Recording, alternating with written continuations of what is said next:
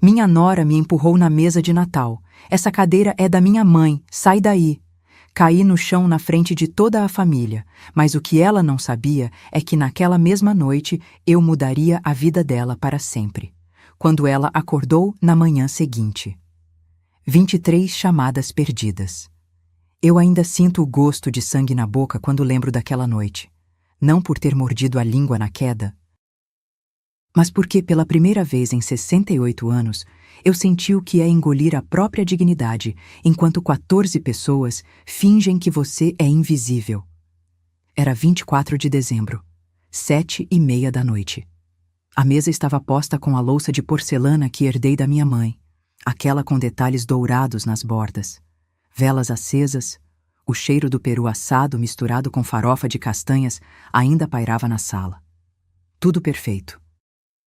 Tudo preparado com 3 dias de antecedência, cada detalhe pensado para que minha família, tivesse a melhor ceia de Natal possível. E foi nesse momento exato, quando eu me sentei na cadeira de veludo bordô que meu falecido marido Otávio me deu em nosso 30º aniversário de casamento, que minha nora Rebeca decidiu me ensinar meu lugar. Senti a mão dela no meu ombro antes mesmo de ver seu rosto. Uma mão fria, de unhas vermelhas compridas e afiadas como garras. Ela apertou. Forte. Dalva, levanta daí. A voz dela cortou o murmúrio das conversas. Todo mundo parou. Meu filho Henrique, minha filha Júlia, meu genro, minha neta Sofia, todos olharam. E no silêncio que se formou, eu ouvi meu próprio coração acelerar. Desculpa? Eu virei o rosto para ela. Rebeca estava de pé ao meu lado, com aquele vestido preto de festa, salto alto, cabelo escovado caindo nos ombros, como se estivesse numa capa de revista. E nos olhos dela? Nada.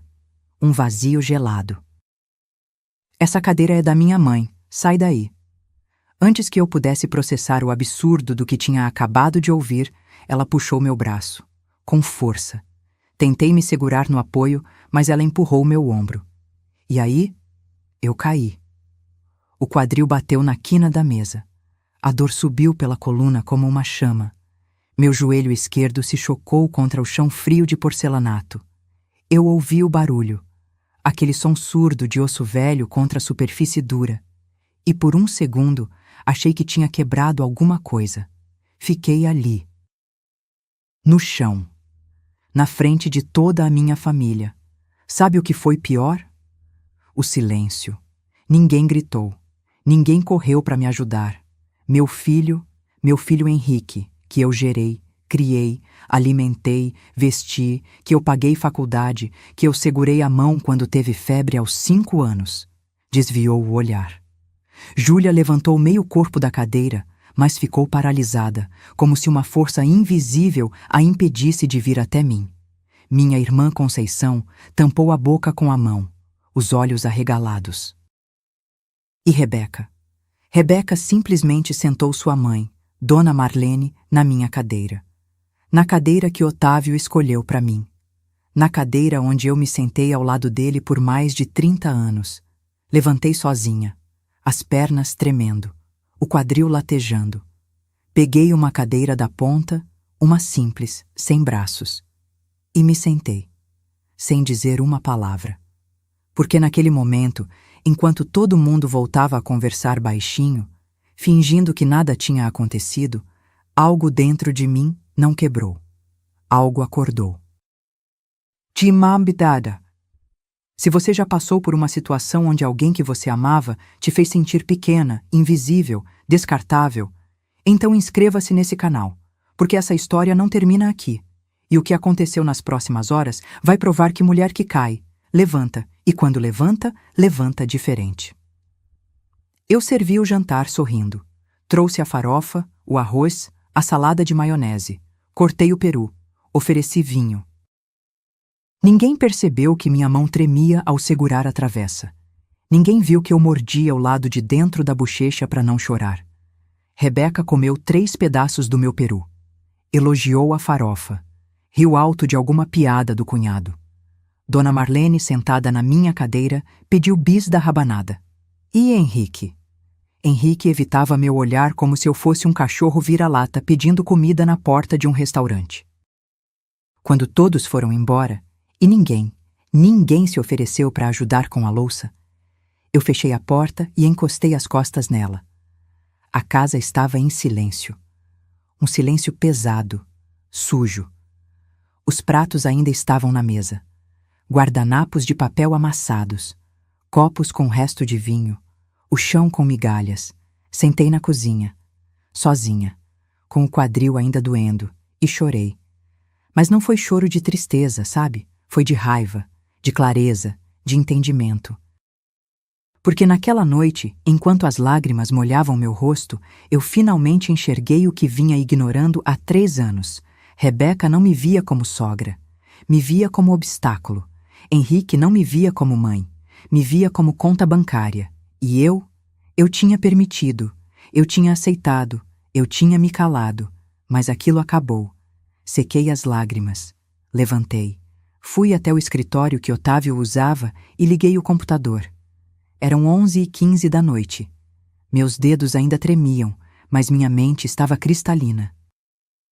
Abri as pastas de documentos, extrato bancário, comprovantes de transferência, contratos de aluguel dos imóveis comerciais, testamento, procuração, e comecei a trabalhar. Porque se tem uma coisa que aprendi nesses 68 anos de vida, é que respeito não se pede, se conquista. E quando alguém te tira dele na frente de todo mundo, você devolve, na mesma moeda, só que multiplicado. Das 11 da noite às 4 da madrugada, eu organizei tudo. Fiz ligações, mandei e-mails para o meu advogado, Dr. Valdemar. Revisei números, tomei decisões que, até aquela noite, eu jamais imaginei que teria coragem de tomar.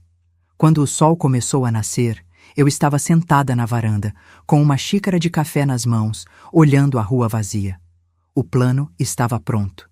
E em menos de 3 horas, o telefone de Rebeca ia começar a tocar. 23 chamadas perdidas, para ser exata. Porque o que ela não sabia, o que nenhum deles sabia, é que eu não era a velhinha indefesa que eles achavam que eu era. Eu era Dalva. Viúva de Otávio. Ex-professora, empresária aposentada, dona de 3 imóveis comerciais, herdeira de quase 1,5 milhão em bens. E a partir daquele momento, eu ia fazer questão que eles lembrassem disso. Mas para você entender o tamanho da vingança que estava por vir, eu preciso te contar quem eu era antes dela aparecer. E mais importante, o que essa mulher fez comigo nos últimos 3 anos. Deixa eu te contar quem eu sou de verdade. Não a mulher que caiu no chão naquela noite de Natal, mas a mulher que construiu, tijolo por tijolo, uma vida que muita gente jamais imaginaria. Meu nome é Dalva. Tenho 68 anos. Sou viúva há 6 anos. E se você me visse na rua, com meu cabelo grisalho preso num coque, minha bolsa de tecido florido, minhas sandálias confortáveis, você provavelmente pensaria: mais uma aposentada. E você estaria certa, mas só em parte. Porque o que não aparece no meu jeito simples de andar, no meu vestido de algodão, na minha casa sem ostentação, é que eu sou dona de um patrimônio que pouquíssimas pessoas conhecem o valor real. Isso não aconteceu por sorte. Aconteceu por suor. Conheci Otávio quando eu tinha 22 anos. Eu era professora recém-formada em pedagogia, dava aula numa escola municipal na Zona Norte. Ele era representante comercial de tecidos, viajava o interior vendendo para lojistas. A gente se conheceu num casamento de primos. Eu nem queria ir, mas minha mãe insistiu. Otávio não era bonito no sentido clássico. Era magro, tinha um sorriso meio torto, usava óculos de aro grosso. Mas quando ele olhava para mim, parecia que eu era a única pessoa no mundo que importava. Casamos 8 meses depois, sem festa grande, só família próxima, um bolo simples, cerveja e refrigerante no quintal da minha mãe. Durante anos, vivemos apertado. Eu com salário de professora, ele com comissão que variava todo mês. Tivemos Henrique com 1 ano de casados. Júlia veio 4 anos depois. Morávamos num apartamento pequeno, 2 quartos, num prédio sem elevador. Eu costurava a roupa dos meninos. Otávio consertava o carro dele mesmo, mas a gente tinha algo que nem todo casal tem: parceria de verdade. Quando Henrique completou 7 anos, Otávio chegou em casa com uma ideia maluca. Ele tinha juntado R$ 15.000, uma fortuna na época, e queria abrir uma pequena confecção. Nada grande. Só uma salinha comercial, 2 máquinas de costura, ele mesmo cortando tecido e vendendo para lojistas que já conhecia da estrada. Eu tinha medo. R$ 15.000 era tudo o que tínhamos guardado. Se desse errado, voltaríamos à estaca zero. Mas olhei nos olhos dele e vi fogo, determinação, fé. Então vamos, eu disse. E foi a melhor decisão que tomamos. A confecção começou devagar. Otávio trabalhava das 6 da manhã às 9 da noite. Eu dava aula de dia e à noite ajudava com etiquetas, embalagens, telefonemas para clientes. Fim de semana? Não existia. Era trabalho. Mas deu certo. Em 3 anos, contratamos 4 costureiras. Em 5, alugamos um galpão maior. Em 10, tínhamos 12 funcionários e vendíamos para 5 estados. Otávio era bom com gente. Eu era boa com números. Ele vendia, eu controlava, ele sonhava, eu planejava. Juntos, a gente se completava como engrenagem de relógio antigo, precisão e beleza. Quando Henrique fez 18, vendemos a confecção. Não porque estava ruim, pelo contrário. Estava indo tão bem que um empresário de São Paulo ofereceu R$ 450.000 pelo negócio inteiro. Otávio tinha 52 anos e estava começando a sentir cansaço. Eu tinha 46. Pegamos o dinheiro e investimos. Compramos 3 salas comerciais no centro da cidade, pequenas, mas bem localizadas. Alugamos todas. Passamos a receber, na época, R$ 8.000 por mês de aluguel. Depois reajustamos. Hoje, são R$ 12.000 mensais. Todo dia 10, o dinheiro cai na conta. Compramos também a casa onde moro hoje. Térrea, 3 quartos, quintal grande, num bairro tranquilo.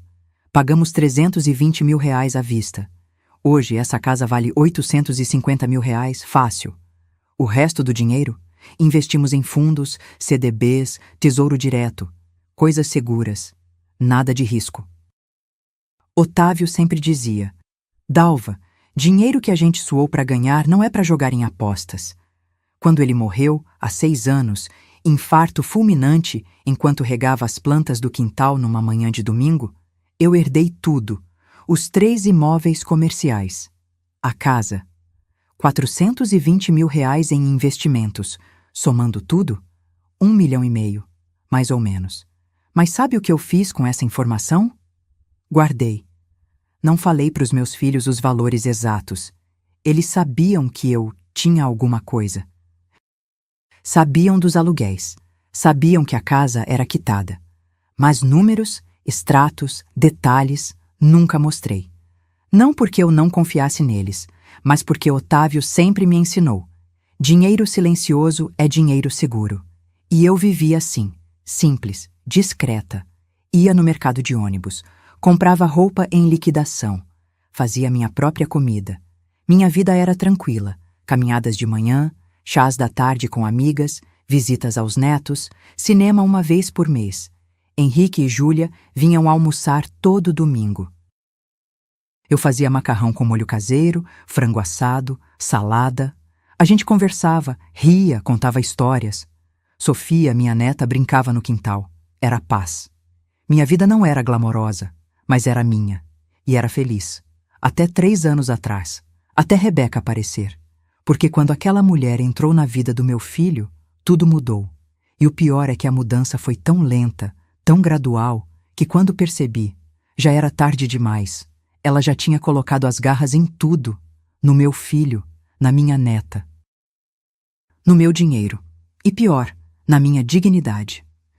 Mas naquela madrugada de Natal, depois de ser empurrada no chão, depois de ver meu filho desviar o olhar enquanto sua esposa me humilhava, Eu decidi que ia usar cada centavo, cada propriedade, cada documento que Otávio e eu construímos juntos, para ensinar uma lição que Rebeca jamais esqueceria.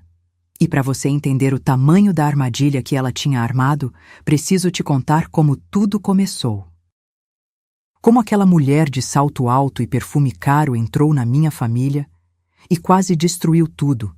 A primeira vez que vi Rebeca foi num churrasco de aniversário do Henrique. Ele tinha acabado de fazer 42 anos. Ligou na quinta-feira animado, dizendo que ia levar alguém especial para conhecer a família no sábado. Meu coração deu um pulo. Henrique tinha saído de um casamento complicado 5 anos antes. Ficou sozinho todo esse tempo. Claro que eu queria vê-lo feliz de novo. Que mãe não quer? Passei a sexta inteira preparando tudo. Limpei a casa. Comprei cerveja boa, refrigerante, fiz aquele vinagrete que ele adora com bastante coentro. Assei um bolo de cenoura com cobertura de chocolate. O preferido dele desde criança. Quando ela desceu do carro naquele sábado, confesso, fiquei impressionada. Rebeca era impecável. Esse é o termo. Cabelo liso na altura dos ombros, castanho escuro com luzes douradas que brilhavam no sol. Pele bronzeada, maquiagem leve, mas perfeita. Usava calça jeans clarinha, daquelas que custam uma fortuna, blusa branca de tecido fino, sandália de salto. No pulso, um relógio prateado que eu sabia que não era bijuteria. E o perfume. Meu Deus, o perfume. Quando ela me abraçou, daquele jeito educado, distante, o cheiro invadiu minhas narinas. Não era algo suave. Era marcante, forte, caro. Do tipo que fica no ar mesmo depois que a pessoa sai da sala. Dona Dalva, que prazer finalmente conhecer a senhora. A voz dela era doce, controlada, como locutora de rádio. O prazer é meu, querida. Henrique falou tanto de você. Sorri, apertei a mão dela, as unhas, vermelhas, compridas, perfeitas, sem uma falha. Ela sorriu de volta, mas o sorriso não chegou nos olhos. Durante o churrasco, Rebeca foi educada. Elogiou a casa. Disse que o quintal era charmoso. Comeu pouco, só salada e um pedacinho de linguiça. Quando ofereci bolo, ela recusou. Ah, dona Dalva, obrigada, mas estou de dieta. Júlia, que sempre teve aquele instinto afiado, me puxou para a cozinha num momento. Mãe, ela é meio estranha, né? Estranha como? Não sei. Parece que tá medindo tudo. Olha para os móveis, para o quintal, faz umas perguntas esquisitas. Eu tinha reparado. Rebeca tinha perguntado se a casa era quitada, se eu morava sozinha, se os quartos eram bem divididos, se eu tinha ajuda para limpar. Na hora, achei que era só curiosidade. Afinal, ela estava conhecendo a família do namorado. Mas Júlia estava certa. Rebeca não estava conhecendo. Estava avaliando. Nos meses seguintes, eles começaram a vir mais vezes, sempre aos domingos. Henrique animado, ela sempre arrumada como se fosse para uma festa. Nunca de roupa simples. Sempre salto, sempre maquiagem, sempre aquele perfume que impregnava a sala inteira. E as perguntas continuavam. Dona Dalva, a senhora nunca pensou em vender essa casa e ir para um apartamento menor? Deve ser trabalhoso cuidar de tudo isso sozinha. Esses imóveis que a senhora aluga rendem bem? Deve dar uma boa renda extra, né? A senhora tem planos para o futuro? Tipo, algum investimento grande, viagem? Eu respondia com educação, mas sem detalhes. Sempre fui reservada com dinheiro. Otávio me ensinou bem. Quanto menos as pessoas sabem, melhor. 6 meses depois, Henrique me chamou para jantar num restaurante. Só nós 3, ele, eu e Rebeca. Foi quando ele anunciou: Mãe, nós vamos casar. Meu coração encheu de esperança. Talvez eu estivesse errada sobre ela. Talvez fosse só insegurança minha, ciúme de mãe. Que maravilha, filho! Levantei, abracei os dois. Estou tão feliz por vocês. Rebeca sorriu, mas de novo, aquele sorriso que não aquecia. E a senhora vai nos ajudar com o apartamento, né, dona Dalva? Henrique comentou que a senhora sempre ajuda os filhos. Travei. A frase saiu tão rápido, tão direta, que nem deu tempo de processar. Henrique ficou vermelho. Rebeca, a gente não tinha combinado de... Amor, sua mãe entende. Ela sabe que todo começo é difícil. E com o preço dos imóveis hoje em dia, ela me olhou esperando. E foi aí que cometi meu primeiro erro. Claro, querida, vou ajudar no que for possível. Os olhos dela brilharam. Pela primeira vez, vi algo genuíno ali. Mas não era amor, não era gratidão, era vitória. 2 semanas depois, eles me levaram para ver o apartamento que queriam. 58 metros quadrados, 2 quartos, numa área boa. 320 mil reais. A gente tem 140 mil juntando, Henrique explicou, nervoso. Mas para dar a entrada e fechar negócio, precisaria de mais uns 80 mil. 80 mil reais. Era muito dinheiro, mas era meu filho. Meu primogênito. O menino que eu embalei nos braços quando tinha cólica de bebê. Tudo bem, vou transferir. Rebeca me abraçou, forte, e sussurrou no meu ouvido. A senhora não vai se arrepender, dona Dalva. Vou cuidar muito bem do seu filho. Transferi os 80 mil reais na segunda-feira seguinte. E foi aí que tudo começou a mudar. Porque depois daquele dinheiro, Rebeca não me via mais como sogra. Me via como banco. Os almoços de domingo começaram a ficar raros. Ah, dona Dalva, a gente tem compromisso. Rebeca não tá se sentindo bem. Vamos visitar a família dela hoje. Quando vinham, ela controlava tudo. Sofia, minha neta, não podia brincar no quintal porque ia sujar a roupa. Não podia comer sobremesa porque açúcar faz mal. Rebeca ficava no celular a maior parte do tempo.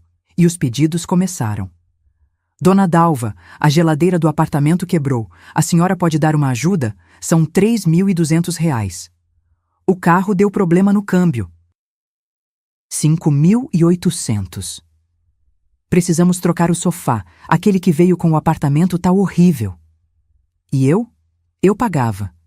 Porque era meu filho. Porque eu tinha dinheiro. Porque eu não sabia dizer não. Até que um dia, quase 1 ano depois do casamento, Júlia me contou algo que fez meu sangue gelar. Ela estava numa cafeteria perto do trabalho e ouviu a voz de Rebeca. Mais uns 2 anos aguentando a velha, e pronto. Henrique herda tudo. Aí eu faço ele vender aquela casa antiga e compramos algo moderno na Barra. Piscina, churrasqueira, essas coisas. A velha. Ela tinha me chamado de a velha. E o pior, ela estava planejando minha herança como se eu já estivesse morta. Quando Júlia me contou o que ouviu naquela cafeteria, fiquei 3 dias sem conseguir dormir direito. A velha. Aquelas 2 palavras ecoavam na minha cabeça toda vez que eu fechava os olhos. Eu via o rosto de Rebeca dizendo aquilo, rindo com a amiga dela, tomando um café caro enquanto planejava minha herança como se eu fosse um obstáculo que logo seria removido. Mas sabe o que me machucou mais? Não foi nem ela, foi Henrique. Porque uma nora pode ser ruim, pode ser interesseira, pode ser fria. Mas um filho que você criou, que você ensinou valores, que você amou incondicionalmente? Um filho tinha que defender a mãe. E Henrique não defendia. Pior, ele permitia. 2 semanas depois daquela revelação, num domingo de abril, eles apareceram na minha casa sem avisar. Chegaram na hora do almoço. Eu estava comendo um simples arroz com ovo frito e salada, comida de quem mora sozinho e não tem para quem cozinhar. Oi, mãe! Henrique entrou animado. Trouxe a Beca e a Sofia para almoçar com a senhora.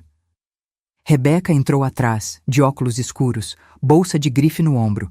Sofia correu para me abraçar. Vovó, saudade! Meu coração apertou. Fazia quase 1 mês que eu não via minha neta. Saudade da vovó também, meu amor. Abracei ela forte, senti o cheiro do shampoo infantil no cabelo dela. Sofia, não amassa a blusa.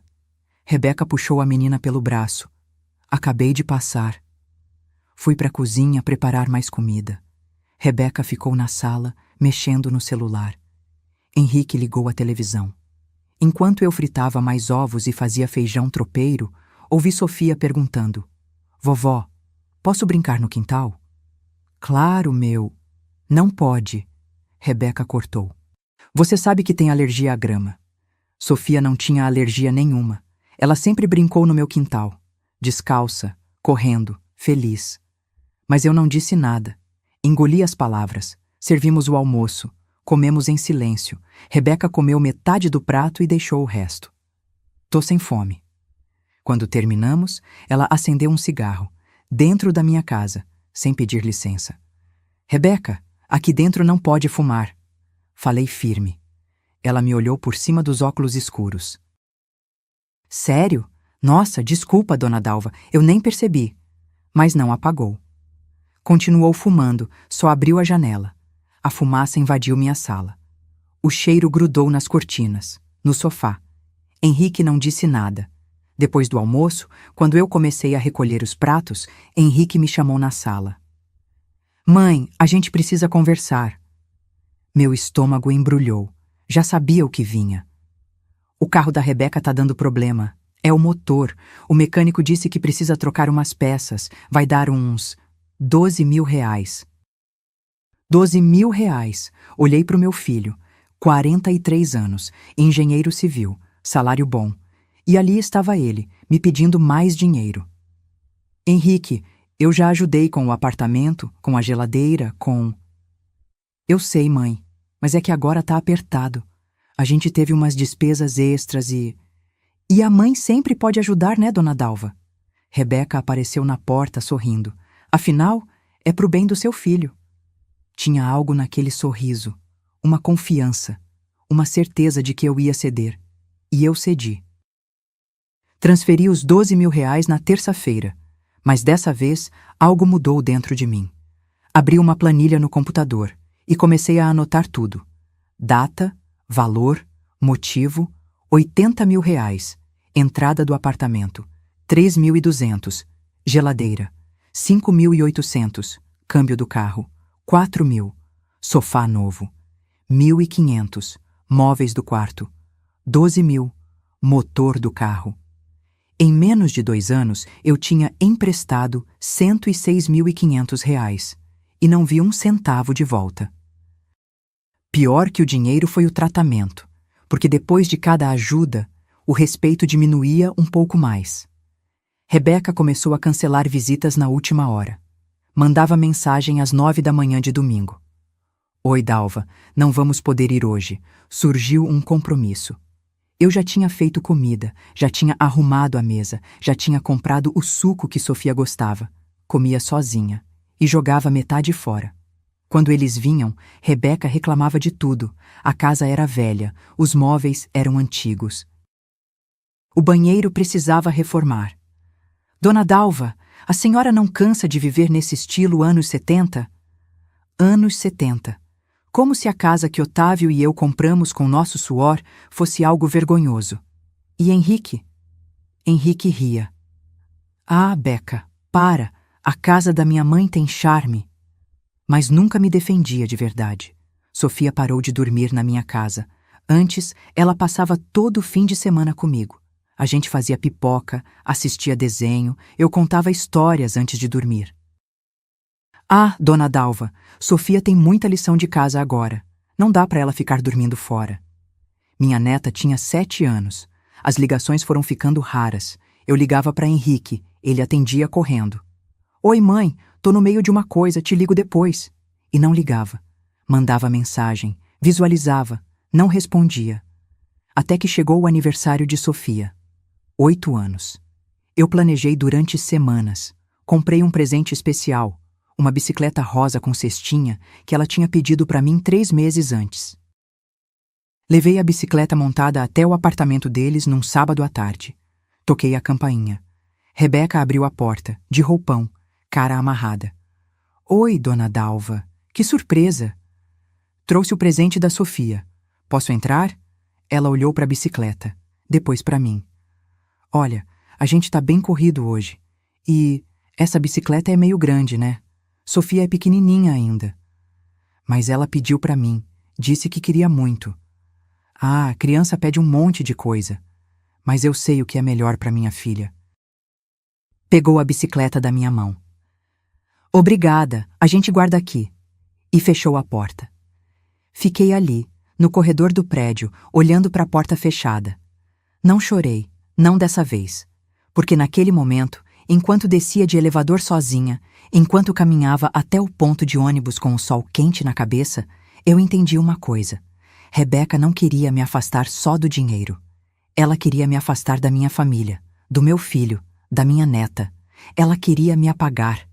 E o pior de tudo, estava conseguindo.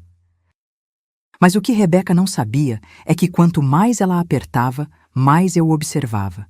Quanto mais ela me humilhava, mais eu documentava.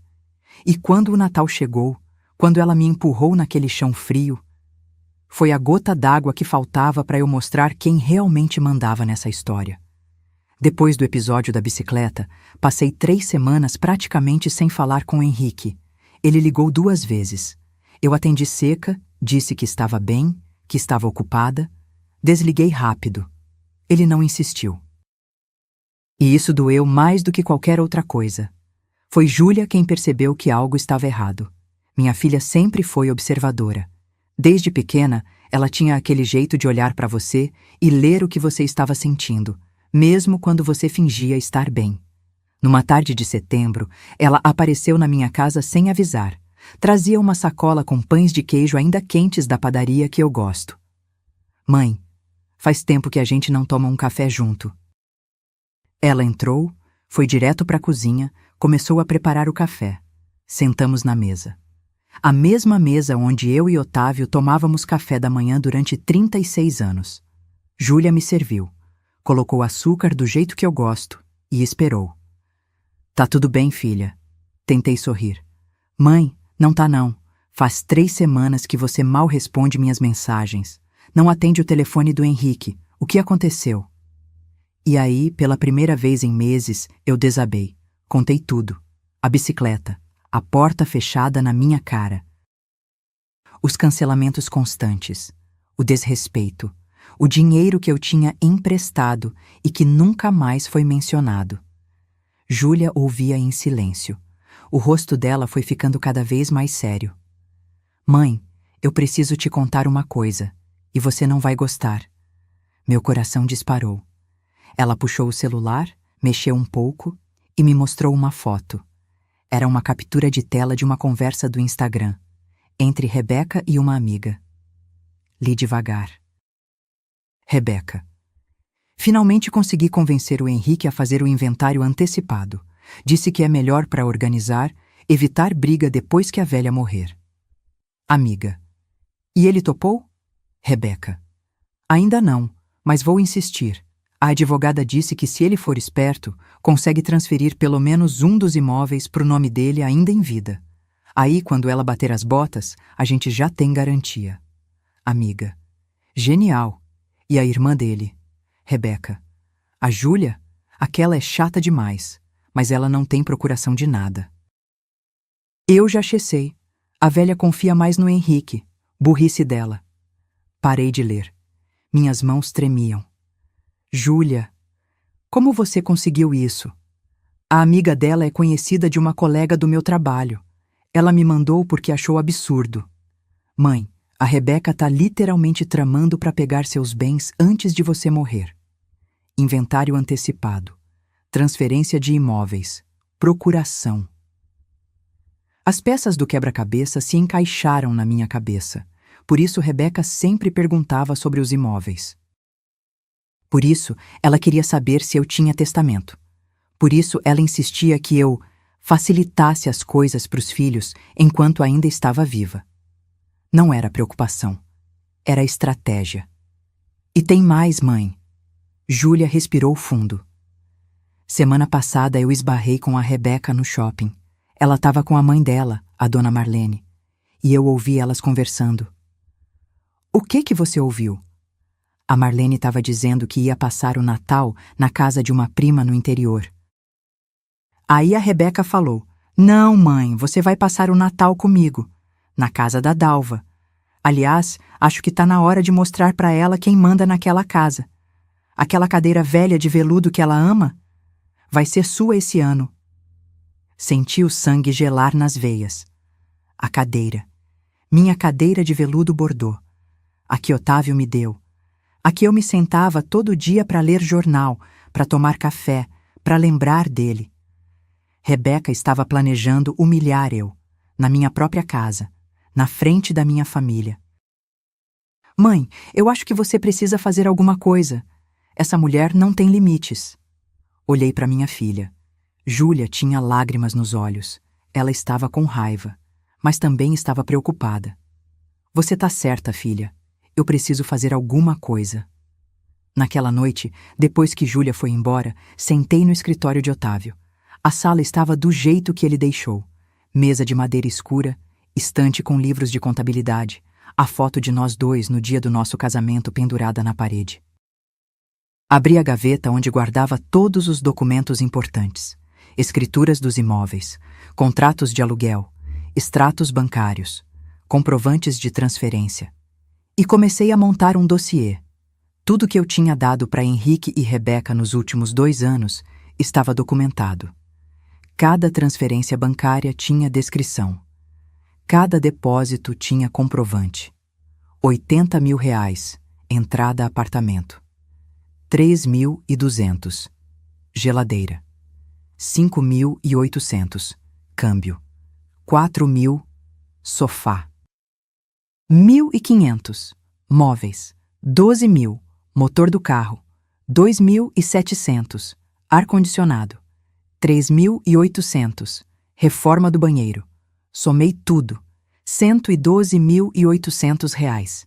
Em nenhum momento eles tinham me devolvido um único centavo. Em nenhum momento tinham me dado um recibo. Em nenhum momento tinham tratado aquilo como empréstimo. Mas eu tinha provas de tudo.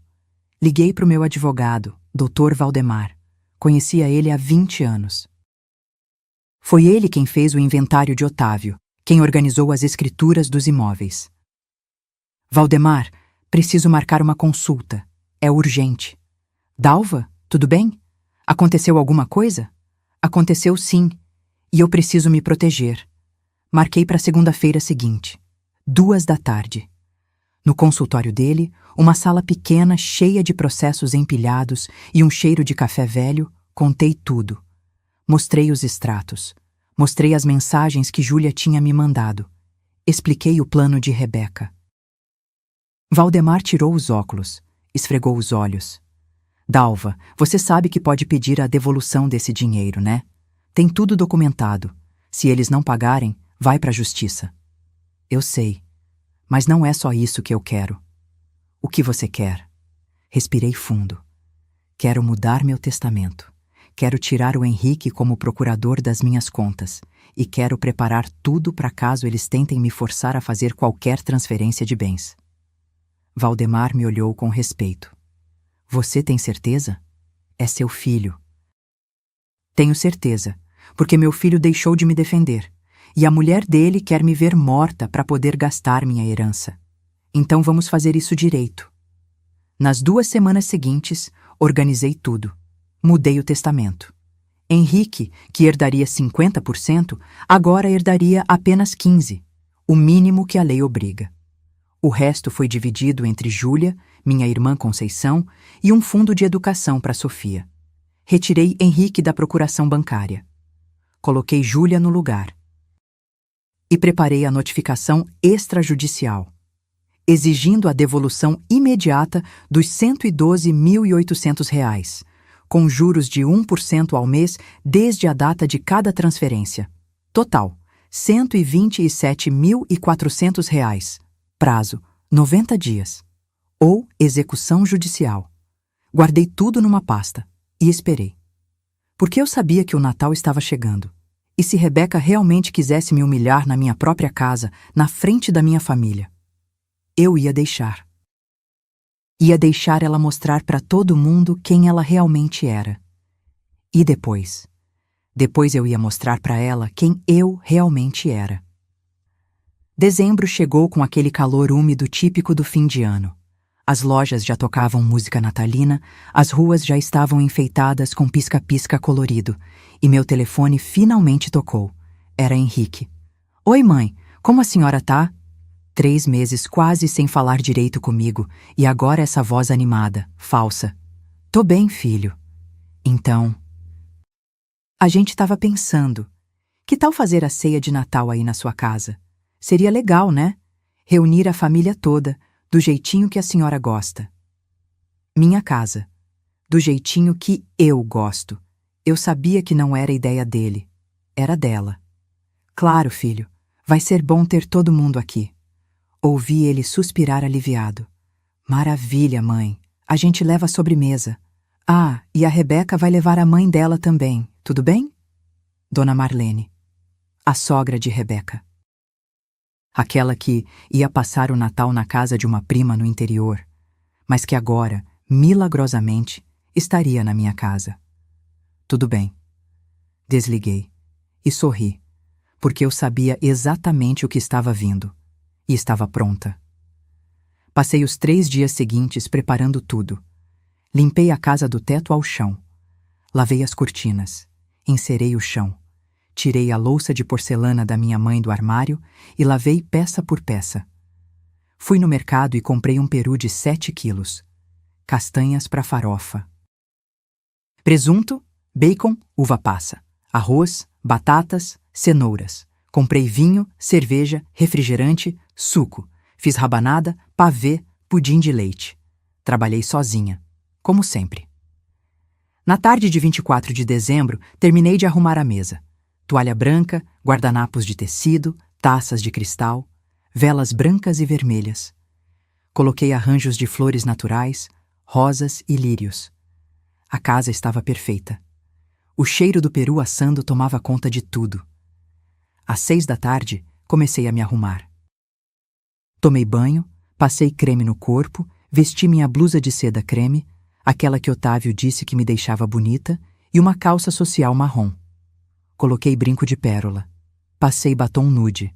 Me olhei no espelho e vi uma mulher cansada, mas digna. Otávio, me dá força. Sussurrei para a foto dele na cômoda. 7 horas. A campainha tocou. Júlia chegou primeiro, com o marido e os filhos. Ela me abraçou forte, sussurrou no meu ouvido. Mãe, qualquer coisa, eu tô aqui. Minha irmã Conceição veio logo depois com o marido e a filha, 7h15. Henrique chegou. Quando abri a porta, meu coração apertou. Meu filho estava mais magro, tinha olheiras, parecia cansado, mas atrás dele, Rebeca descia do carro, vestido preto justo até o joelho, salto agulha dourado, cabelo solto impecável, maquiagem pesada, unhas vermelhas reluzentes, e ao lado dela, Dona Marlene. Baixinha, gordinha, cabelo pintado de loiro, batom rosa choque, vestido florido apertado. Boa noite, Dona Dalva. Rebeca entrou como se fosse dona da casa, nem me abraçou. Nossa, que cheiro maravilhoso, você arrasou. Dona Marlene entrou atrás, avaliando tudo com olhos críticos.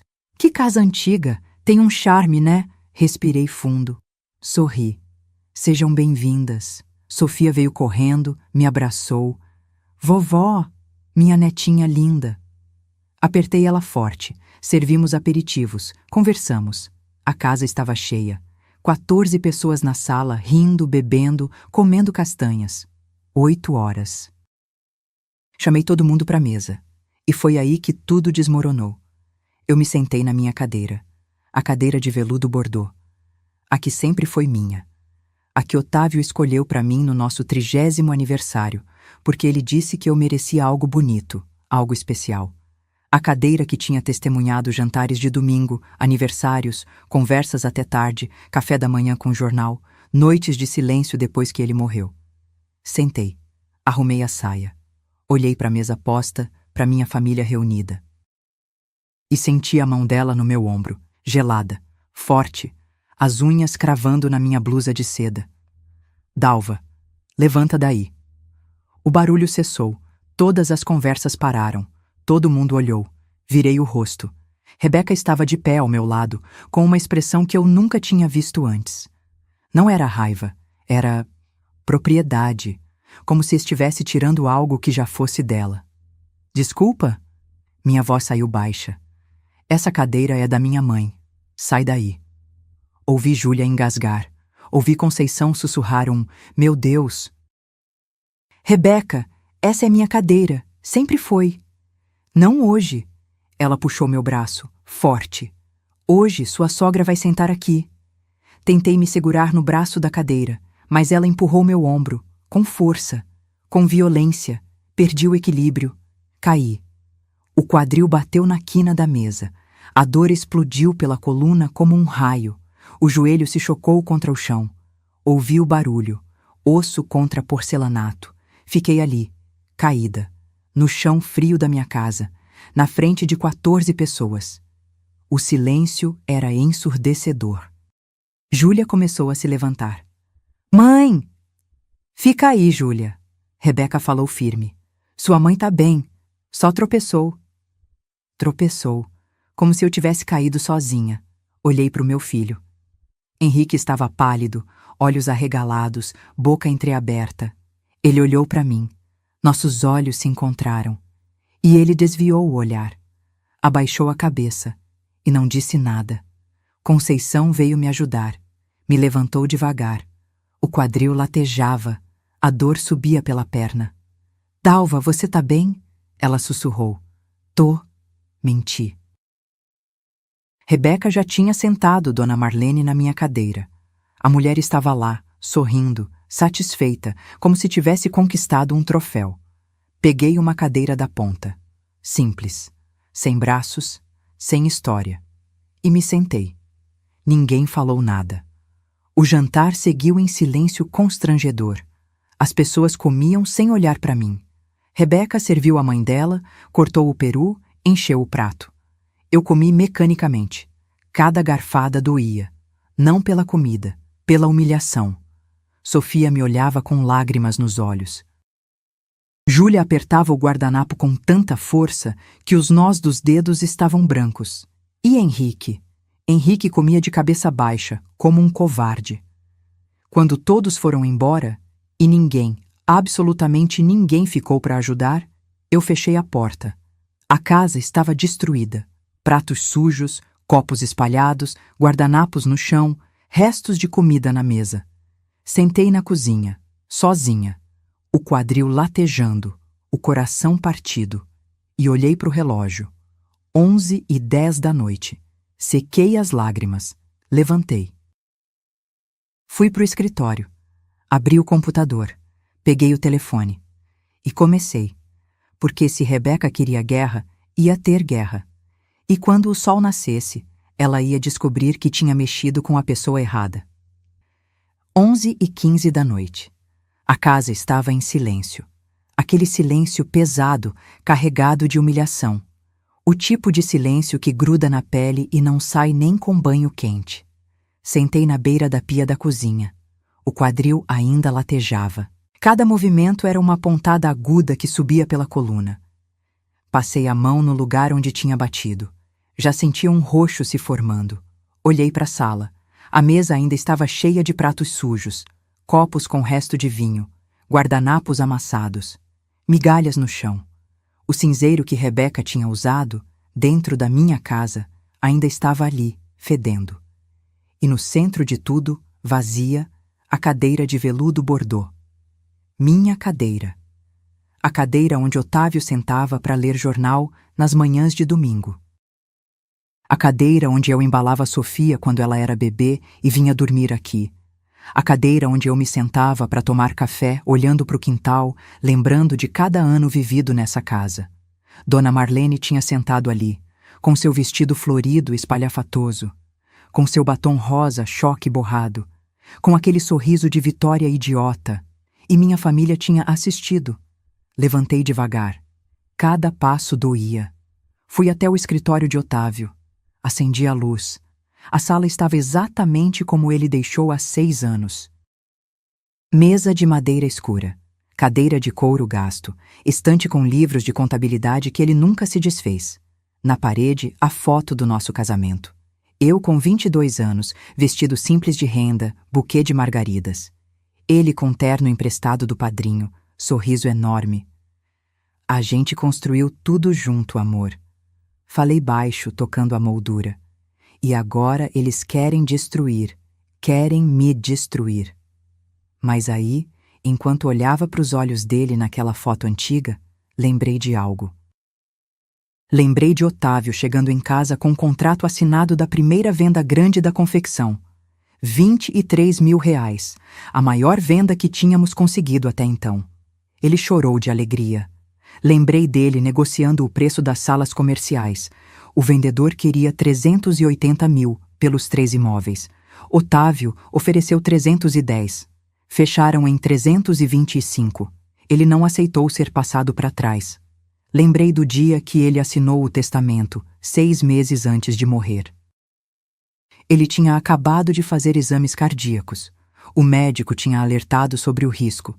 E Otávio, com aquela calma dele, disse: Dalva, a gente precisa proteger o que construiu. Não deixa ninguém tirar de você o que é seu. Sentei na cadeira dele. Liguei o computador. A tela iluminou meu rosto na escuridão. Abri a pasta Documentos Importantes. Estava tudo ali. Organizado, datado, numerado. Extratos bancários dos últimos 3 anos.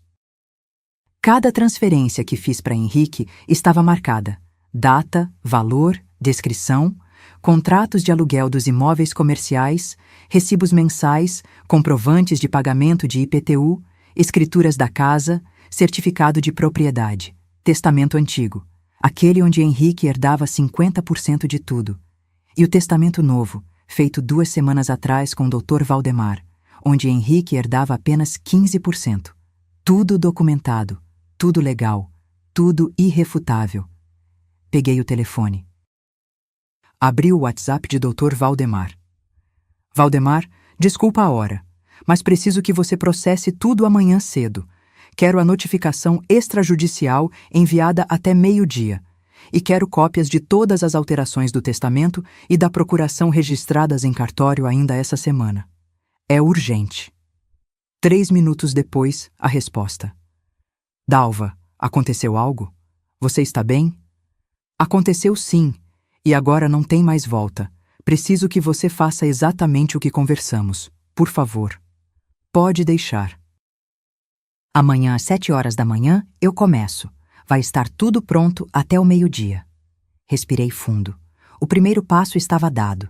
Depois liguei para o banco. Não para a gerente.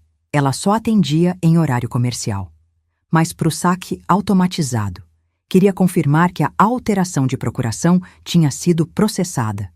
Digitei minha senha. Acessei a conta. Verifiquei os procuradores. Procurador anterior, Henrique Moreira da Silva. Removido em 10/12/2024. Procurador atual, Júlia Moreira Santos. Ativo desde 10/12/2024. Pronto. Henrique não tinha mais acesso nenhum às minhas contas, nem para consultar saldo, nem para fazer transferências emergenciais. Nada. Se ele tentasse usar o acesso dele, o sistema negaria, e ele saberia que algo tinha mudado. Mas eu não queria que ele soubesse antes da hora certa. Abri a planilha que tinha preparado semanas atrás. Aquela com todos os valores emprestados. R$ 80 mil. Entrada, apartamento, 15/03/2022. R$ 3.200. Geladeira, 02/07/2022. R$ 5.800. Câmbio do carro, 18/09/2022. R$ 4.000. Sofá, 23/11/2022. R$ 1.500. Móveis do quarto, 10/01/2023. R$ 12.000. Motor do carro, 05/04/2023. R$ 2.700. Ar-condicionado, 19/06/2023. R$ 3.800. Reforma do banheiro, 28/08/2023. R$ 6.400. Viagem deles para a praia, 03/12/2023, cada. Maldito. Centavo. Com juros de 1% ao mês, como qualquer banco cobraria, o total chegava em R$ 127.400. Anexei tudo num e-mail. Comprovantes, extratos, mensagens onde Henrique pedia só mais uma ajuda, mãe. Prints de conversas onde Rebeca sugeria que eu contribuísse com os filhos. Escrevi o texto da notificação extrajudicial. Doutor, Valdemar ia revisar e formalizar, mas eu queria deixar claro o tom. Por meio desta, exijo a devolução imediata de todos os valores transferidos entre março de 2022 e dezembro de 2023, totalizando R$ 127.400, acrescidos de juros legais. Prazo para pagamento: 90 dias corridos a partir do recebimento desta notificação. Caso não haja pagamento no prazo, seguirei com execução judicial de cobrança. Reli 3 vezes. Cada palavra era uma sentença. Cada vírgula, um limite que eu finalmente estava impondo. Salvei. Enviei para Valdemar. 00:45. O quadril ainda doía, mas agora a dor era diferente. Não era mais humilhação, era combustível. Fui até a cozinha, preparei um café forte.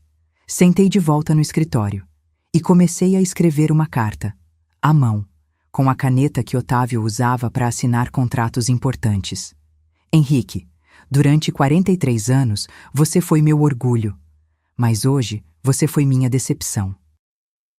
Não foi o dinheiro que me machucou, foi o silêncio. Foi você desviar o olhar enquanto sua esposa me empurrava no chão. Você escolheu ela, e agora vai entender o preço dessa escolha. Com tristeza, mãe. Dobrei a carta, guardei num envelope. 3:35 da manhã. A casa ainda estava uma bagunça. Mas eu não liguei. Deixei os pratos na pia. Deixei os copos na mesa. Deixei tudo como estava. Porque aquela bagunça era a prova. A evidência do desrespeito.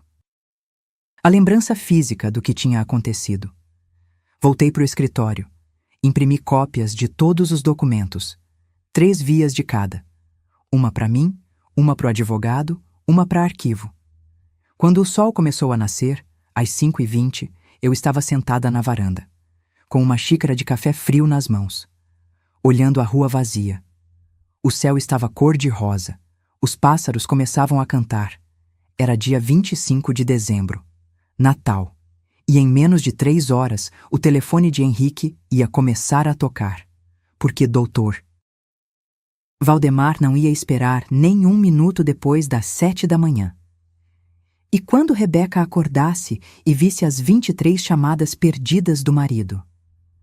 Ela ia entender que tinha acabado de perder a melhor fonte de renda que já teve. 7 horas da manhã do dia 25 de dezembro. Eu ainda estava sentada na varanda quando o telefone do Dr. Valdemar vibrou na minha mão. Uma mensagem. Dalva. Documentos protocolados, notificação extrajudicial enviada via cartório com AR, aviso de recebimento. Cópias do Novo Testamento registradas.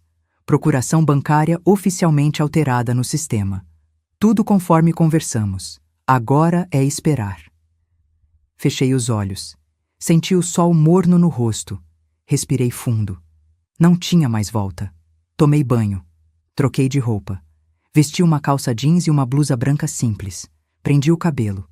Passei um creme no roxo que tinha se formado no quadril. Estava feio, amarelado nas bordas, roxo escuro no centro. Fiz café, torrada com manteiga. Sentei na mesa da cozinha. Sozinha, como sempre. 8h23. O celular tocou. Olhei para o visor. Henrique. Não atendi. Deixei tocar até cair na caixa postal. 2 minutos depois. Henrique de novo. Não atendi. 8h28. Henrique. Terceira vez. Não atendi. Mais 5 minutos. Henrique. Quarta vez. Desliguei o celular, porque eu sabia o que estava acontecendo. Dr. Valdemar tinha me explicado o procedimento. A notificação extrajudicial seria entregue por oficial de cartório. Bateria na porta. Henrique assinaria o recebimento, abriria o envelope e leria. E quando lesse, entraria em pânico. 9h15 da manhã. Liguei o celular de volta. 23 chamadas perdidas, todas de Henrique, e 12 mensagens no WhatsApp. Abri. Li devagar. Mãe, atende pelo amor de Deus. Mãe, o que é isso que chegou aqui? R$ 127 mil? A senhora tá louca? A gente não tem esse dinheiro, mãe. Atende o telefone. Mãe, por favor, preciso falar com a senhora. A Rebeca tá desesperada aqui. A senhora não pode fazer isso com a gente. Eu sou seu filho. Atende. Mãe, por favor. Cada mensagem era mais desesperada que a anterior. Dava para sentir o pânico atravessando a tela do celular. Não respondi nenhuma. Em vez disso, liguei para Júlia. Ela atendeu no primeiro toque. Mãe, você fez? Fiz. Tá tudo processado. Ouvi ela respirar fundo. Como você tá se sentindo? Aliviada. O Henrique já te ligou? 23 vezes. Silêncio do outro lado. Depois Júlia falou baixo. Ele merece, mãe. Depois do que ela fez ontem, ele merece. Conversamos mais alguns minutos. Júlia me contou que não tinha conseguido dormir direito, que ficou pensando em mim sozinha, arrumando aquela bagunça, com o quadril doendo. Não arrumei nada, filha. Deixei tudo do jeito que estava. Sério?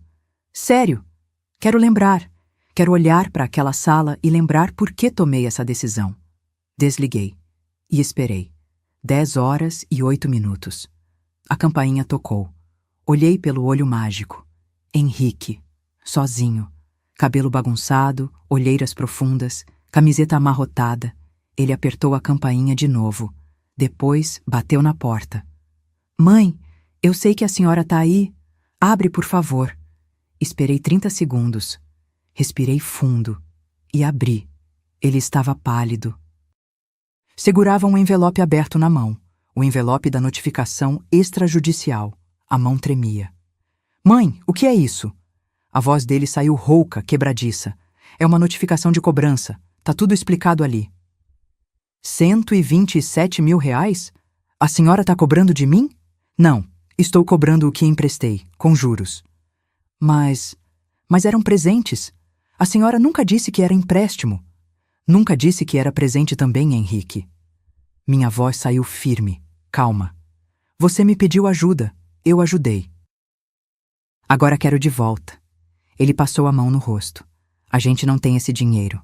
A senhora sabe que a gente não tem. Então vendam o carro, vendam móveis, façam um empréstimo, mas vão pagar. Mãe, pelo amor de Deus. Ele entrou, fechou a porta atrás dele. A Rebeca tá desesperada. Ela tá chorando desde que isso chegou. Chorando. Repeti sem emoção. Sim, ela disse que isso vai destruir a gente.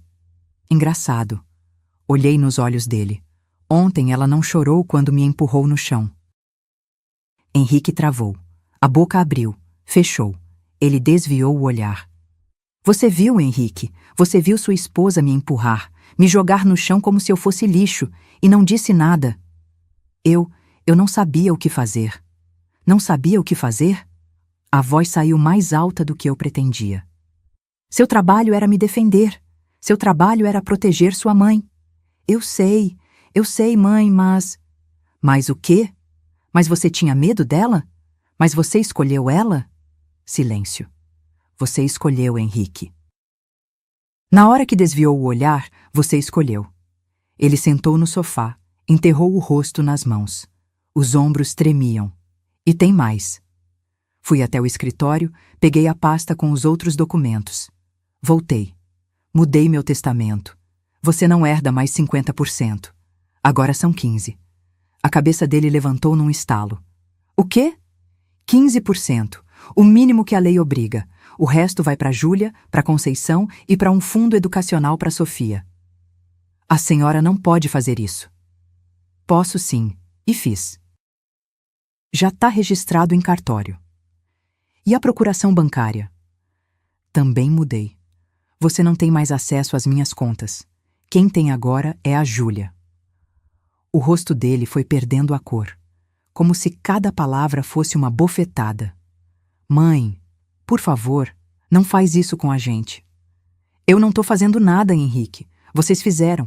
Vocês me usaram, me desrespeitaram, me trataram como obstáculo. A gente nunca... Rebeca me chamou de velha. Minha voz ecoou pela sala.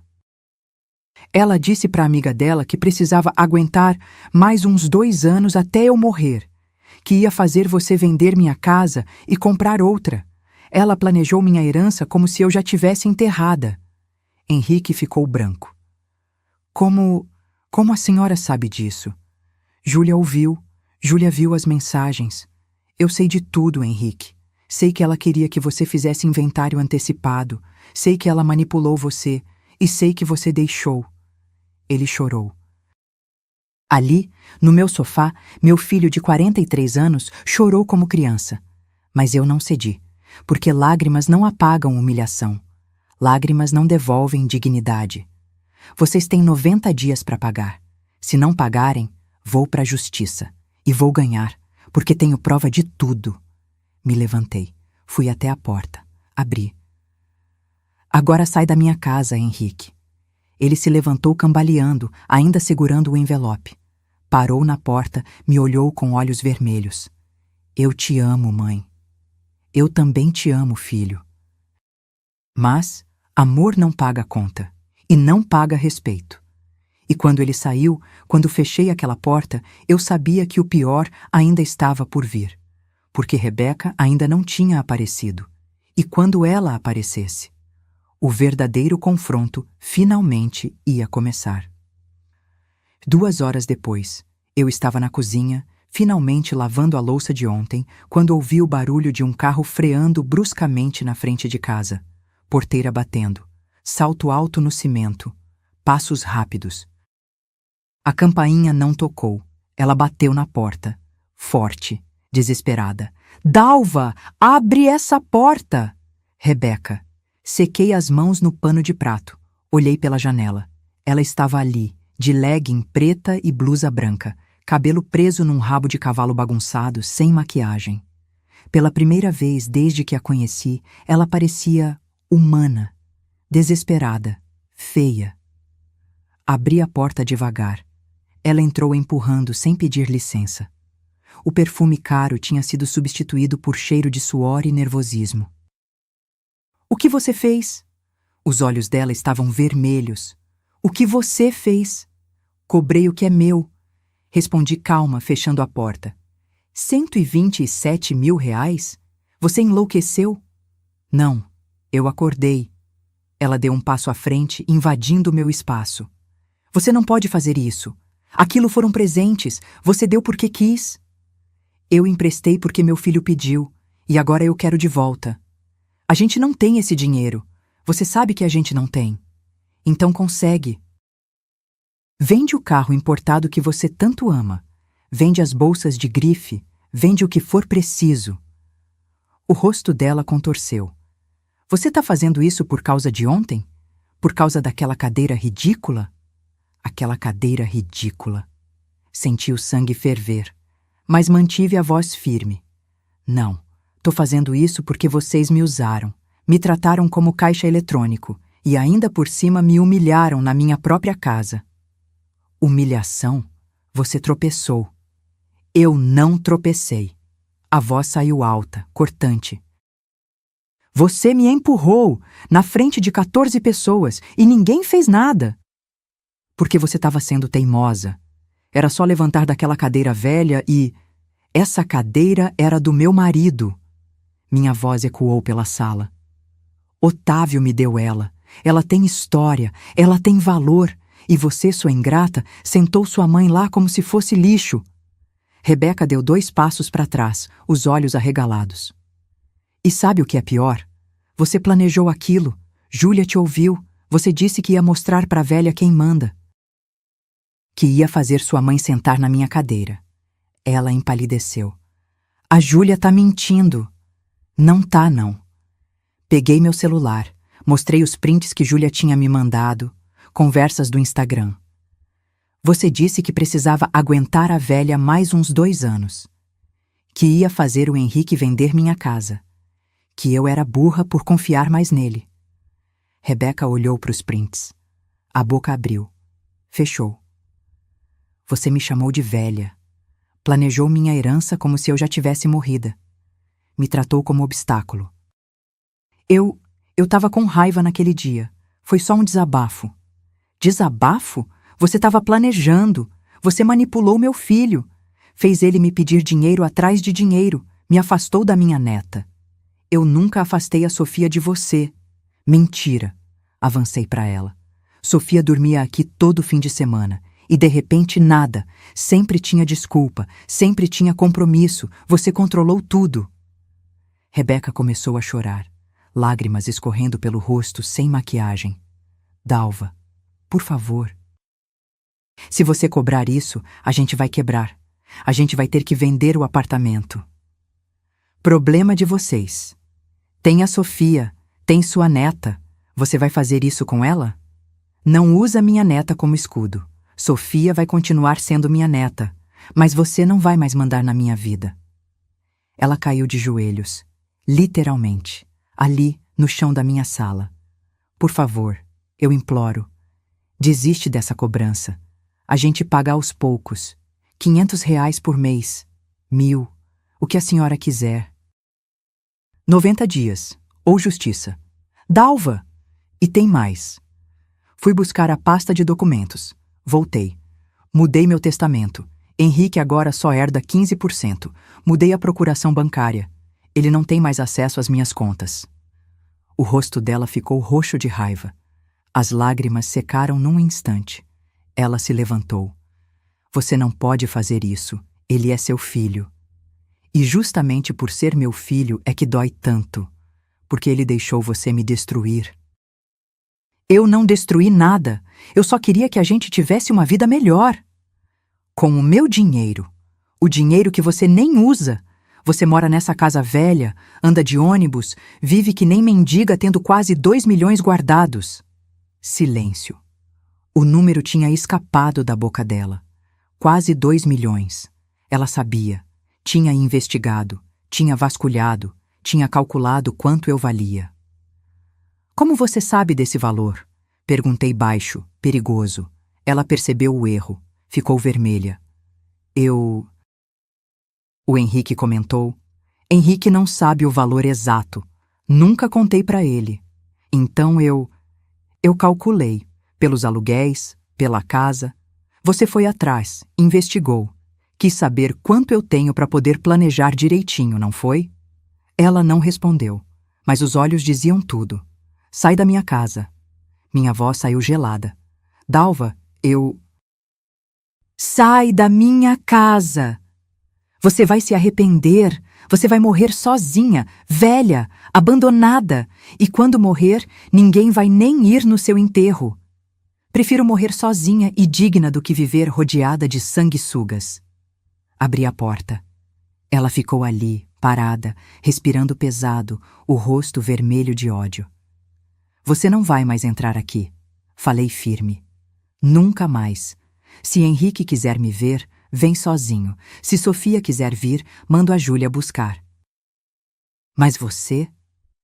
Você acabou de perder o acesso à fonte de dinheiro mais fácil que já teve. Você é uma... Cuidado com o que vai dizer, porque eu tenho advogado, e difamação também dá processo. Ela saiu. Bateu o portão com tanta força que o trinco quebrou. Ouvi o carro dela sair em disparada, pneu cantando no asfalto. Fechei a porta. Tranquei. Encostei as costas nela. E finalmente, depois de 3 anos aguentando, depois de meses sendo usada, depois de uma noite sendo humilhada, eu sorri.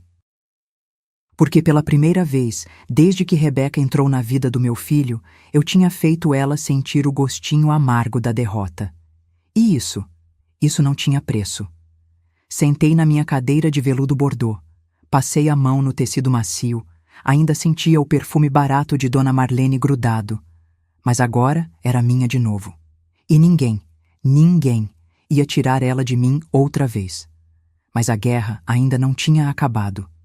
Porque nos próximos meses, Rebeca ia mostrar seu verdadeiro rosto.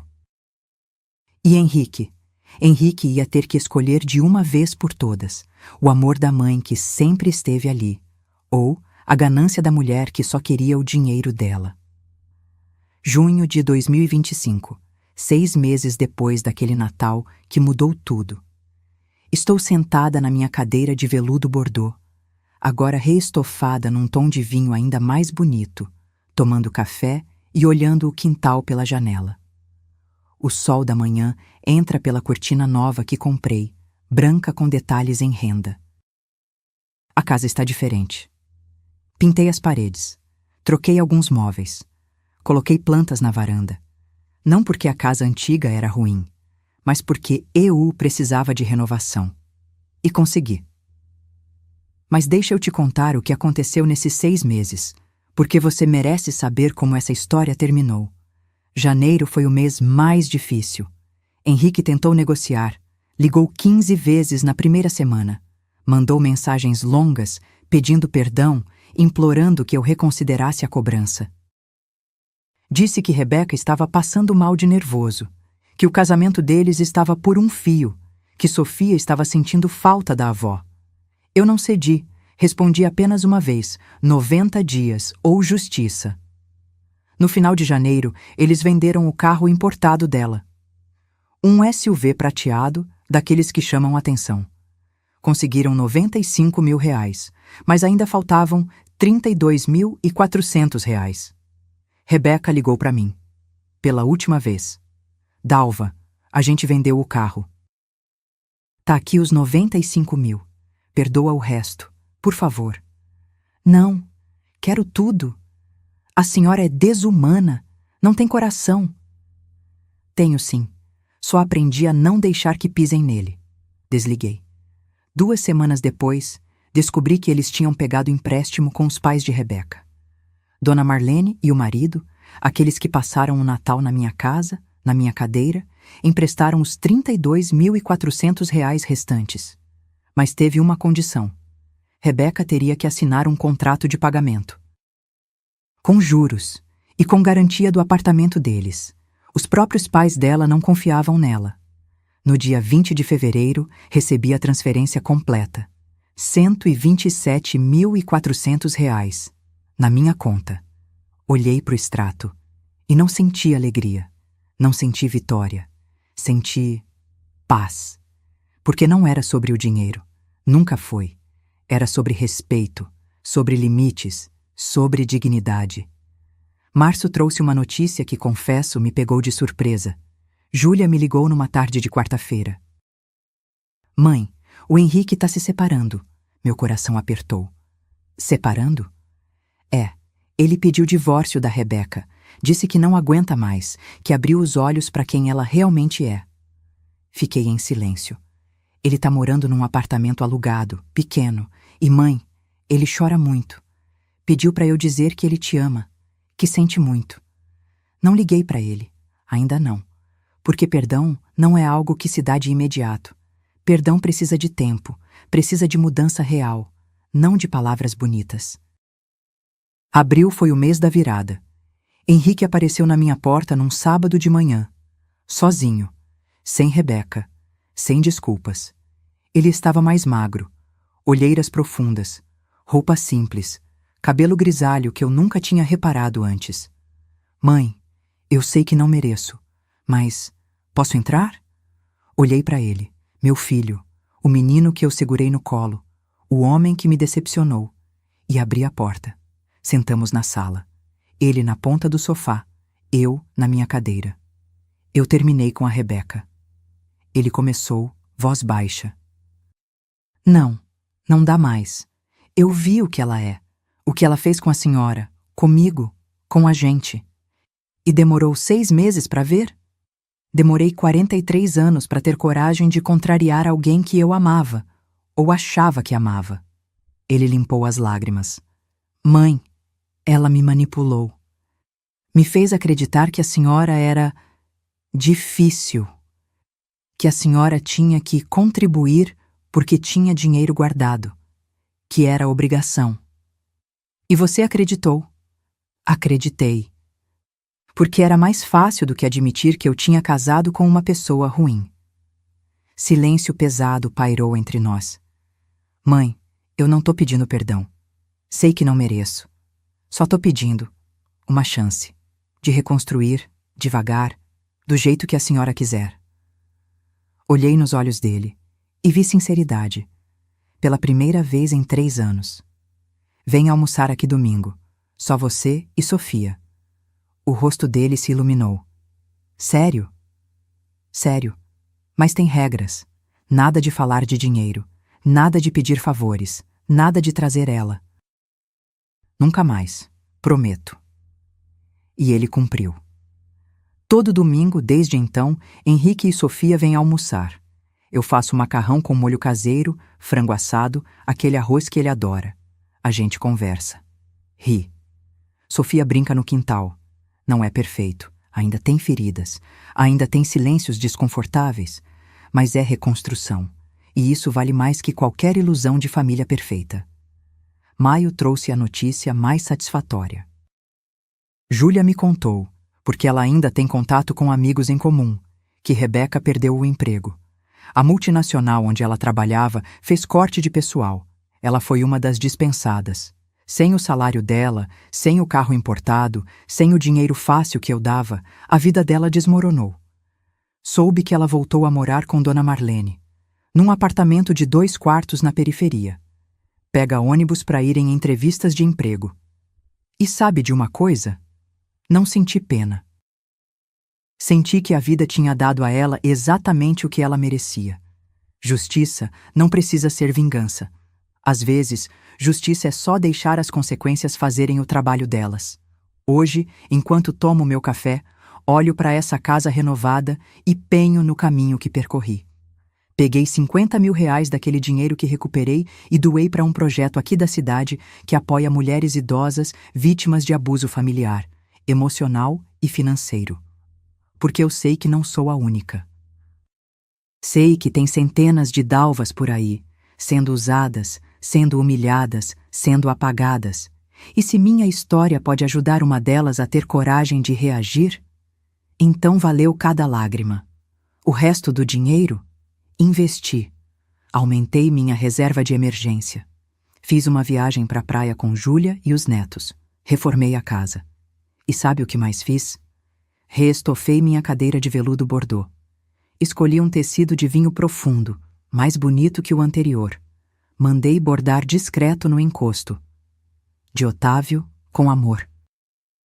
Porque essa cadeira não é só um móvel, é memória, é história, é amor, e ninguém vai tirar isso de mim de novo. Quando olho para trás, pro Natal daquele ano, pra humilhação que sofri, parte de mim ainda sente a dor, mas uma parte maior sente orgulho, porque eu poderia ter me calado, poderia ter continuado sendo usada, poderia ter deixado o medo da solidão me controlar, mas não deixei. Levantei, impus limites, recuperei minha dignidade.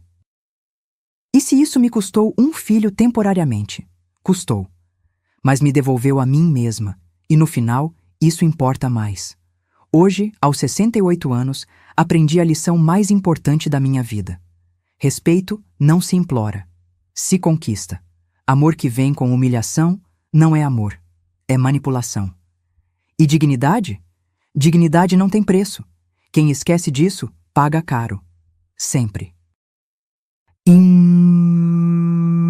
Se você chegou até aqui e essa história tocou seu coração de alguma forma, se você já se sentiu usada, descartada ou invisível na sua própria família, saiba que você não está sozinha e que nunca é tarde para reagir, para se levantar, para dizer, chega.